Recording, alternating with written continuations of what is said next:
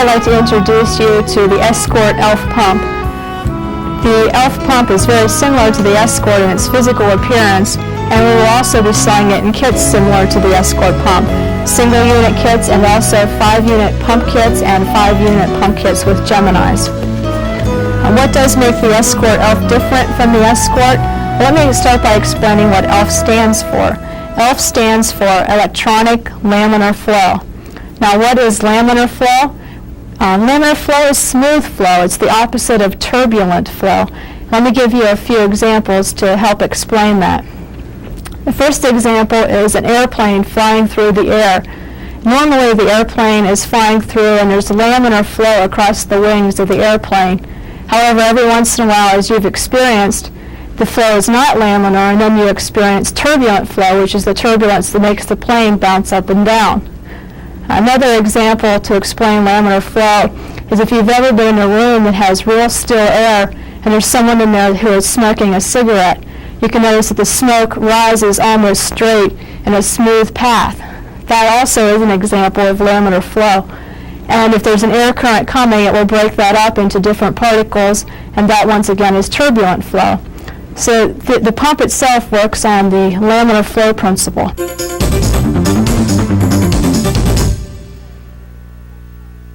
Let's take a look at the inside of the Escort ELF pump to see how it works. To do so, I've already removed the 4 screws, so all I need to do is to remove the battery pack and open up the front face. This exposes the internal components. The airflow comes in through the filter on top of the pump and into the pulsation dampener.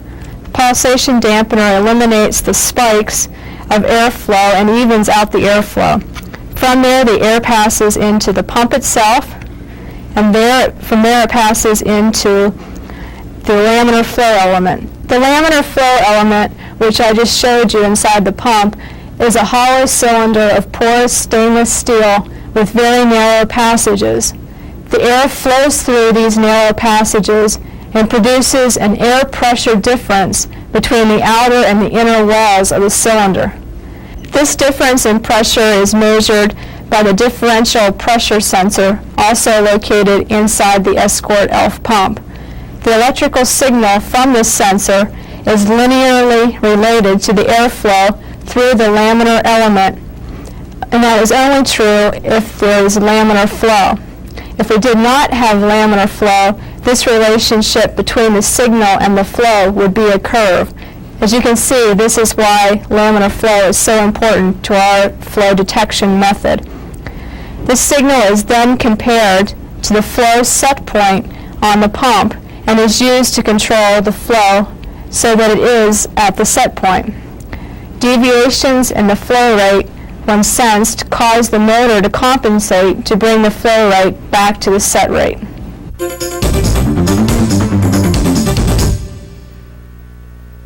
What makes the electronic laminar flow sensor and the Escort ELF so special? As you can see, I have the Escort ELF beside the Escort pump. You can see the flow meter on the Escort pump. There is no flow meter on the Escort ELF pump. The Escort ELF pump has an LCD display of the flow rate. Because of this electronic laminar flow sensor, the flow is actually more accurate. Typical flow meters for anyone's pumps are plus or minus 5% of full scale. This is because flow meters are a mechanical device, and as flow gets down very low, the sensitivity due to friction or dust particles that may be in the photometer keep the ball from going exactly where it should be. With the ELF, the accuracy is much better. It's plus or minus 2.5% at flow rates between 1 and 3 liters per minute, and at lower flow rates between 0.5 and 1 liter per minute, it's plus or minus 5%. The electronic laminar flow sensor also provides a constant flow, which is unaffected by pressure drop, that is putting on a sampling cassette or a charcoal tube or any type of sampling media, and it's also unaffected by atmospheric pressure changes. The third advantage of the electronic laminar flow sensor is that it provides an internal flow rate standard with which we can calibrate the pump.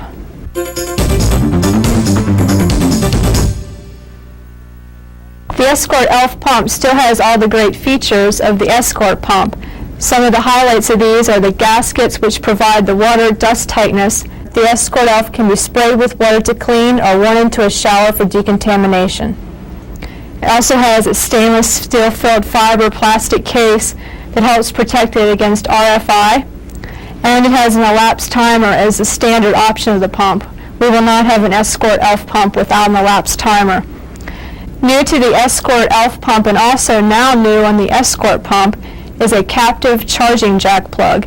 As you can see, the charging jack plug is captive to the battery pack. This charging jack plug helps keep the pump watertight. You can also see there is an Omega symbol on here telling the user that they should use an Omega charger. So you just pull out the rubber plug and you can insert the Omega charger into the charging jack.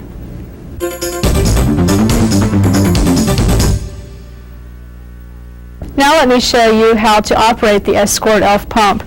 To begin, loosen the screw on the tamper-resistant door. Turn the door so it's out of the way. The pump also has a 2-second delay on the on-off switch, similar to the Escort. But you'll notice as I turn it on, first the run-hold LED will come on, then the flow fault, and finally the low battery light, before the pump itself actually turns on. I had this preset at 2 liters per minute. Right now it's working up to that 2 liter per minute time. And it takes really very little time to get up to 2 liters per minute. As you can see, the display alternates between the flow, 2 liters per minute, and the time, 0 minutes, and back to the flow. This is where the flow is displayed. Instead of being on a flow meter, it is displayed on the LCD. All the other options, as far as run, hold, flow fault, and low battery, are similar to the Escort, so I will not go into those. What I will show you how to do next is how to adjust the flow rate. At the same